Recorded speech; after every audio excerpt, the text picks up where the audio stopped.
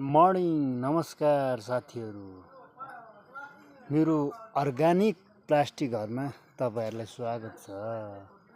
यो चाहिँ टमाटर हो, सिर्जना नामको टमाटर। यो निखिरिने अवस्थामा पुगेको छ।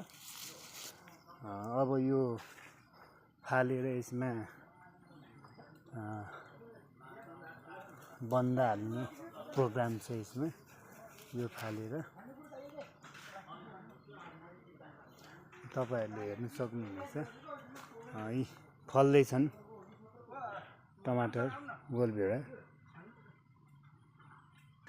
मेरो भाइले पुदिना टिपिरहनु भएको छ। टमाटरको अचारमा पुदिना हालेर खानुहुन्छ अरे, ट्याक्कै पिनेर मजाले पिरो गरी।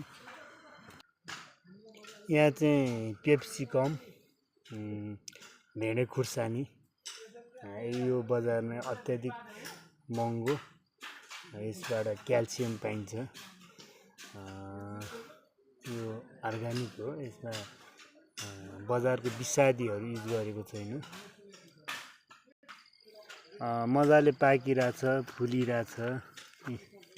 हेर्नुस् गाइजहरू। यो चाहिँ पेप्सिकम खण्ड हो। यहाँ बेसरी फलिरहेको अवस्था छ। हेर्नु सक्नुहुनेछ, एकदमै रमाइलो लाग्दो फलिरहेको छ। यहाँ चाहिँ अकबरे खुर्सानीहरू हो। यो अत्याधिक बोटहरू एकदम ठुल्ठुला भएछन्।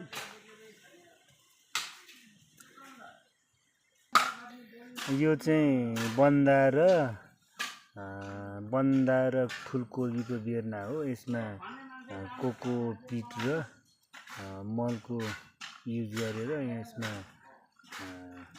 तयार, यहाँ बेर्ना हालेर यो तयार पारेको हो। 10 मिनेट। यो चाहिँ यति मजाले बम्किएर यति ठुल्ठुलो बोट भएको छ। यो अकबरे खुर्सानीको फल्नु पनि अत्याधिक फलेको छ।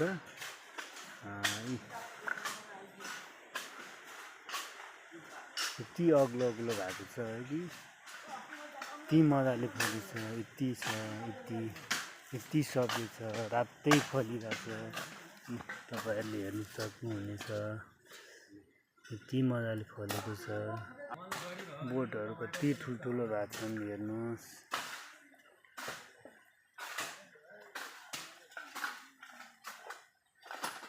40 किलो भन्दा बढी यहाँबाट उत्पादन लिइसकेको छ।